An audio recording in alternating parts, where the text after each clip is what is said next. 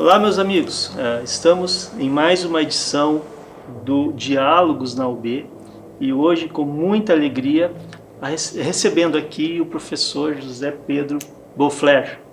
O professor José Pedro ele possui graduação em Estudos Sociais e Filosofia, mestrado em Educação pela Universidade Federal de Santa Maria, doutorado em Educação pela Universidade Federal do Rio Grande do Sul e atua como docente e pesquisador no programa de mestrado e doutorado da Unijuí.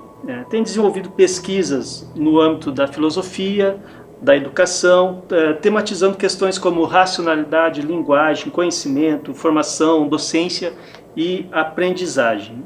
É autor de vários estudos em que busca aproximações entre a educação, a teoria da ação comunicativa e a perspectiva de um pensamento pós-metafísico. Professor, seja muito bem-vindo, é uma grande alegria recebê-lo aqui na Unibalsas e a semana está sendo muito agradável, de muito aprendizado. Muito bem-vindo, então, à nossa instituição. Bom, obrigado, Fábio, obrigado pela acolhida. Eu digo que estou muito bem impressionado com o trabalho que essa Faculdade de Balsas está fazendo ali, pela sua estrutura, pelo seu pessoal, né?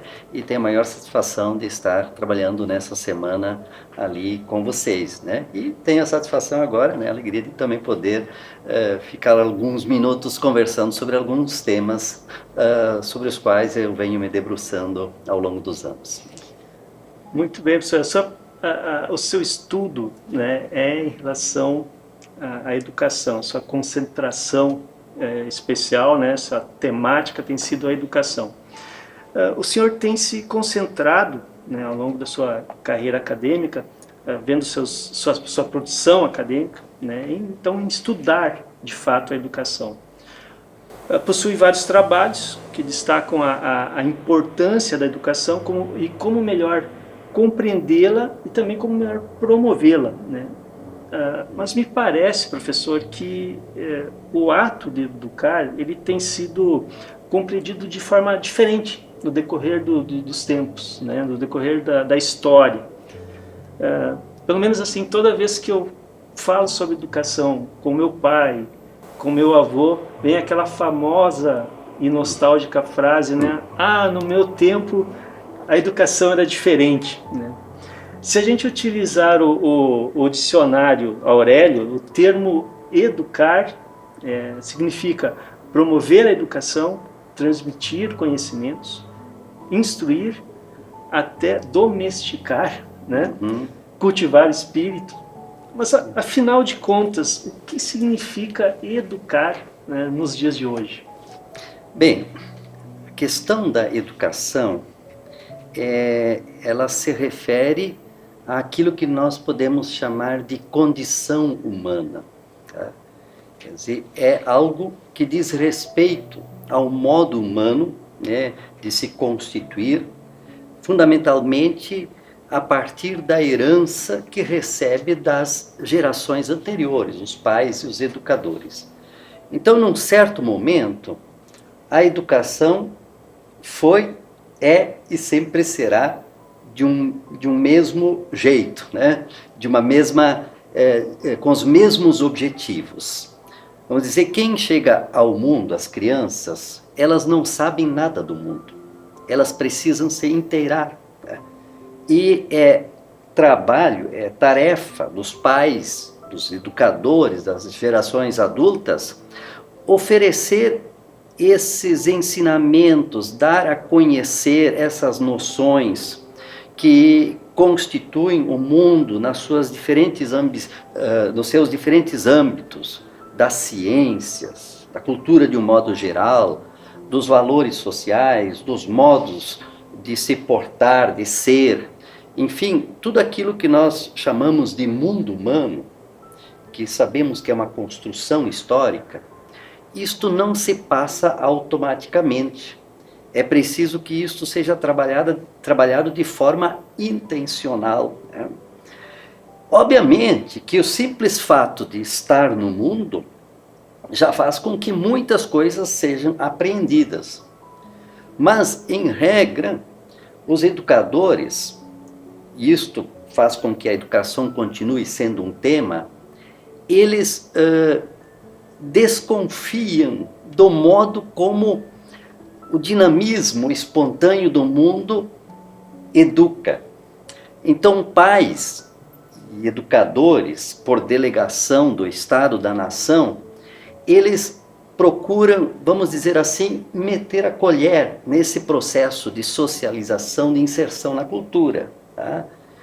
Na perspectiva de que a forma de inserção no mundo seja controlada um pouco mais pelos adultos. Os adultos acabam assumindo uma responsabilidade pelas novas gerações. E a filósofa Hannah Arendt diz, né, há duas razões para educar, que são dois tipos de amores. O primeiro tipo de amor é quem educa é porque ama o mundo, ama aquilo que a humanidade construiu ao longo dos tempos e quer que isso seja de alguma forma cultivado, mesmo que venha a ser renovado, reconstruído.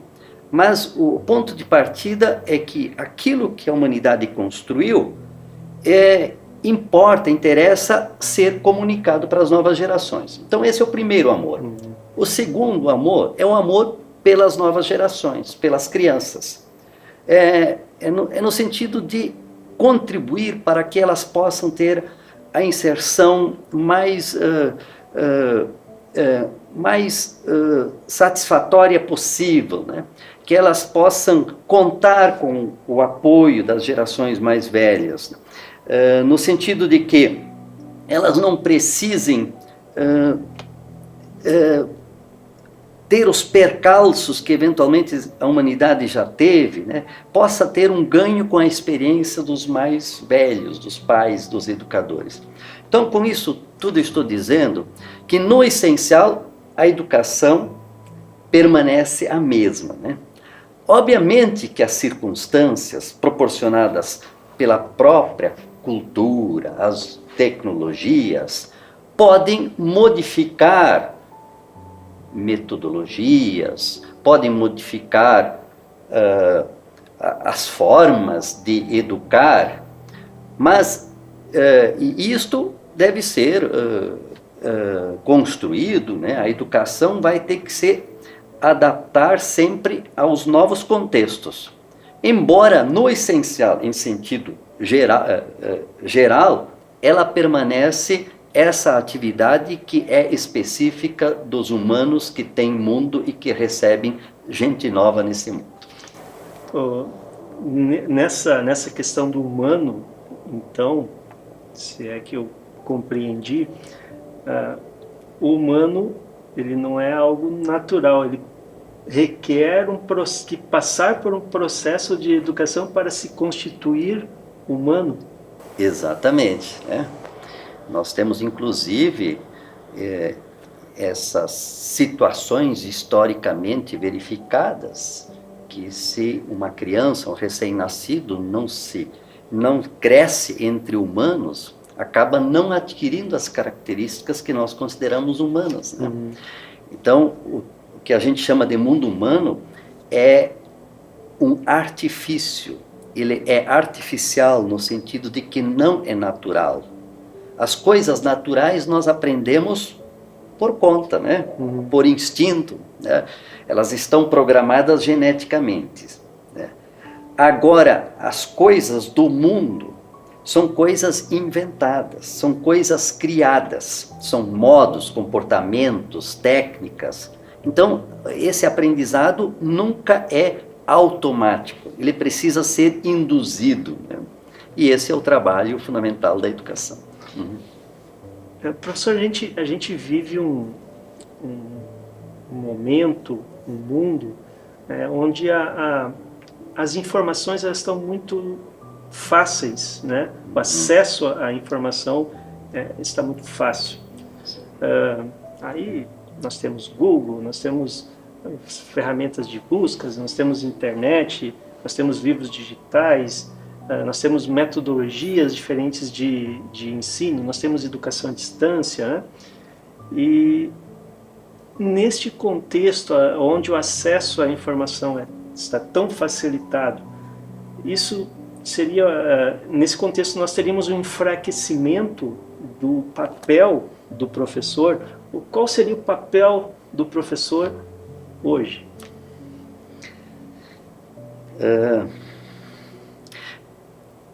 Eu arriscaria dizer que é o contrário. Que num mundo de tantas informações, facilidade de acesso, tantas possibilidades, é muito frequente que alguém não encontre rumo nenhum. Eu não se entenda perdido entre tantas possibilidades, tantas informações. E aí que entendo ser fundamental, assim como os pais são para os filhos, né? Que existam educadores em diferentes níveis, de diferentes níveis de formação, da educação básica até a superior, até a pós-graduação, educadores que ao longo da sua vida construíram um certo jeito de ser humano, no sentido, né, fizeram algumas sínteses a partir das diferentes possibilidades, das muitas informações e das oportunidades que lhes foram apresentadas, né, e estão ali de alguma forma como mostras, né, como podíamos até dizer como modelos de como uma vida pode vir a se constituir, tá? Não uma vida para ser copiada, né? Mas uma vida para ser, que possa servir como uma espécie de referência. Assim como os filhos muitas vezes entendem que seus pais foram uma referência para eles, embora eles venham fazer coisa bem diferente na vida, mas essa presença de alguém que se tornou humano, em meio a essas condições todas, as mais diversas, às vezes as mais adversas, alguém conseguiu se constituir como uma identidade humana, uma identidade profissional. Ter o contato com pessoas assim, né, que conseguiram fazer esse esforço, me parece cada vez mais fundamental, né? E que isso é absolutamente diferente do que ter contato com máquinas, né? Uma máquina nunca vai ser algo como um exemplo de como uma pessoa humana pode ser. Nós precisamos como que nos espelhar em pessoas que já enfrentaram a tarefa de se humanizar, né? De construir uma vida. Porque cada um de nós, as novas gerações, as crianças, os jovens, estão diante desse grande desafio. Elas precisam de referências, né? Embora nenhuma referência vai coincidir com o que elas irão construir com suas próprias vidas. Então, essa experiência, essa subjetividade, não é possível que seja o professor que vem do professor, né, que o professor traz, não pode ser substituído, por exemplo, por um software com inteligência artificial, né, em virtude dessa nossa inteligência não é artificial. Exato, né? Isso nos deixa mais tranquilos. Nossa inteligência é encarnada, né? Não está num hardware, né? Ela que nem um software, né? Nós estamos num corpo, né? Num corpo que nasce, que vive, que cresce, que um dia vai morrer, repleto de emoções, de sentimentos, né? É esse o desafio de uma vida humana, né? Professor, o senhor tem uma frase sua que eu acho muito interessante, muito bacana. O senhor fala o seguinte, né, que a docência, ela melhor se caracteriza e se sustenta no testemunho do professor de sua própria aprendizagem, né? É uma frase que me marcou e que eu acho muito bonita e que sintetiza, né, o papel do professor, o ser professor. Nesse sentido, o professor deve possuir um profundo conhecimento, né, sobre o saber que ele pretende ensinar e ter vivido essas experiências, né, que o tornam de fato essencial. Então, esse é um ponto que eu gostaria que o senhor comentasse, né? E depois eu faço eu trago uma outra questão sobre esse ponto. Eu ainda lembro como eu cheguei a essa noção. Já faz um bom tempo, quando eu estava refletindo sobre a forma como opera a linguagem na comunicação humana. Quando o professor fala, né, ele fala a partir da sua organização mental. E quando o aluno escuta, ele só consegue escutar a partir dos elementos e das referências que ele já tem, né, das suas experiências. Então, no processo de comunicação, no caso, quando o professor dá uma aula, ele não consegue pensar pelo aluno, não consegue interpretar pelo aluno. Ele apenas consegue manifestar o seu entendimento, né? E diante disso, o professor não pode fazer, a gente podia dizer, nada pelo aluno, né? Mas o aluno pode, eventualmente, desencadear um processo de aprendizagem por causa do professor, né? Tá? Então, essa diferença, o aluno não aprende do professor, como se fosse uma transferência, mas ele pode vir a aprender por causa do professor, né? Então, a noção provém dessa percepção da linguagem ou do caráter hermenêutico da linguagem. Toda fala precisa ser interpretada, né? E a interpretação sempre vai depender de uma posição, uma postura de cumplicidade, de comparecimento com suas referências por parte de quem escuta, né? Então, diante disso ali, e pelo fato de cada aluno vir a fazer, ou ter que fazer a sua própria compreensão, fiquei pensando, e o que sobra para o professor?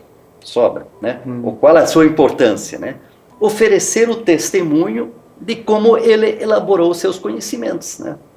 Sabendo que o aluno vai ter que elaborar esses conhecimentos à sua maneira.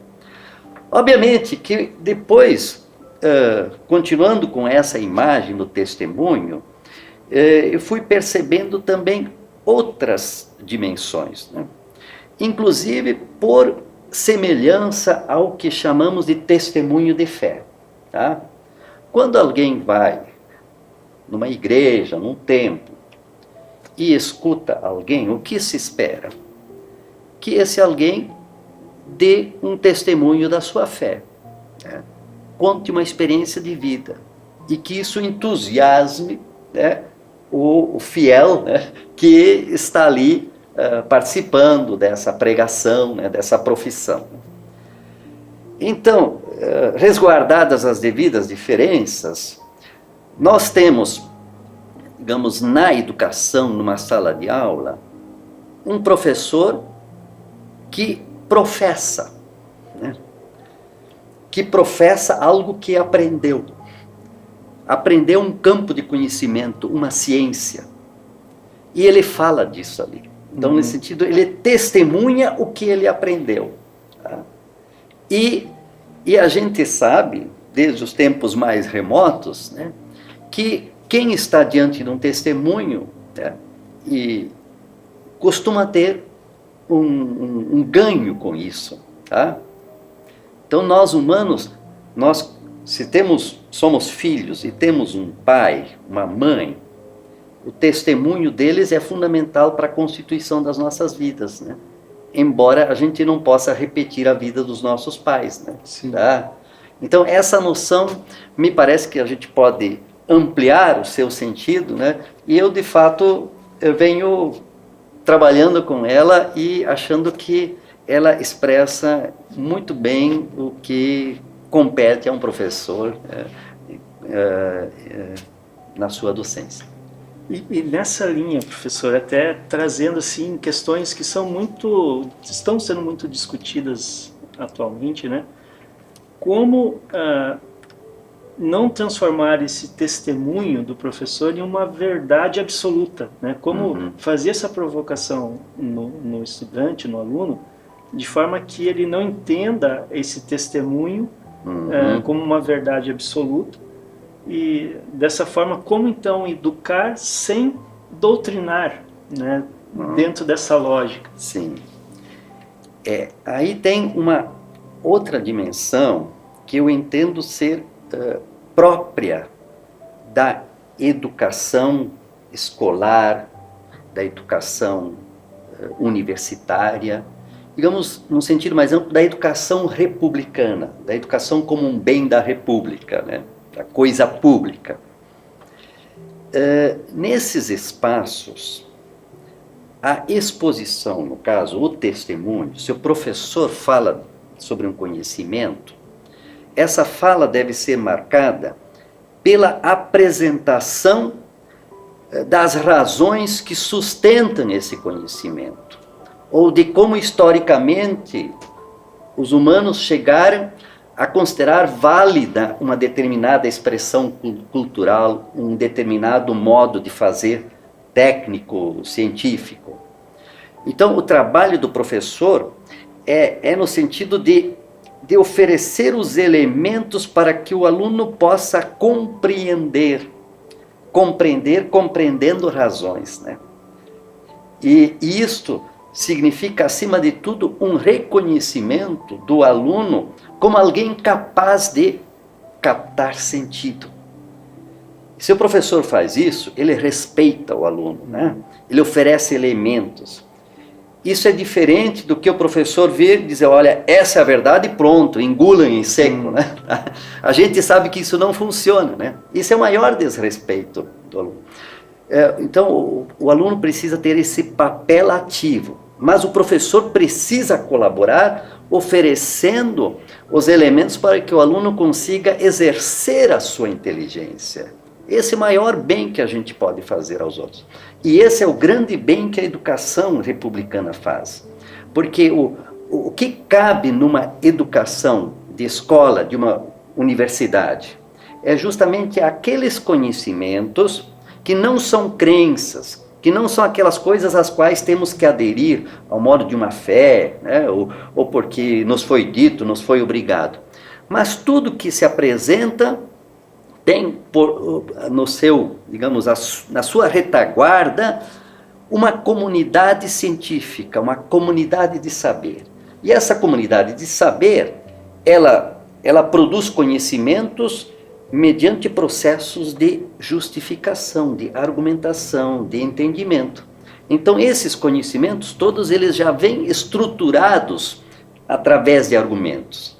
E quando o professor aprende, ele fundamentalmente toma posse desse processo argumentativo, né? E o domínio desse processo argumentativo oferece os elementos principais para a didática docente, né? Então, com isso, eu também aproveito para dizer que a forma de comunicar um conhecimento está vinculado com a compreensão de como esse conhecimento se configurou, se constituiu. Nós, na Unijuí, chamamos isso de educação nas ciências. E o nosso mestrado e doutorado interinstitucional, né, que nós estamos oferecendo na companhia ali, né, na parceria com a Unibalsas, se move por esse interesse, né?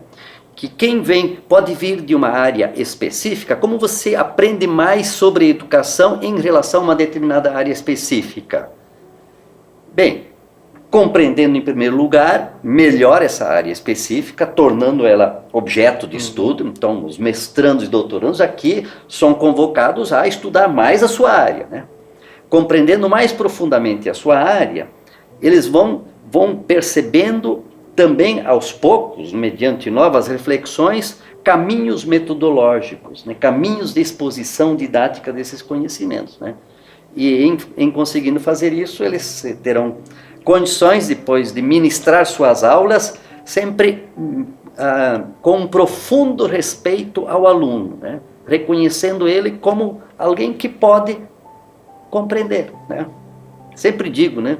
O professor tem que saber que o aluno aprende teimosamente, né? E isso é muito bom, né? Nós aprendemos com resistência. E isso é bom, isso significa que quando a gente aprende, aprende mesmo, né? Aprende ao modo de uma encarnação, porque eu concordei, eu fui convencido, né?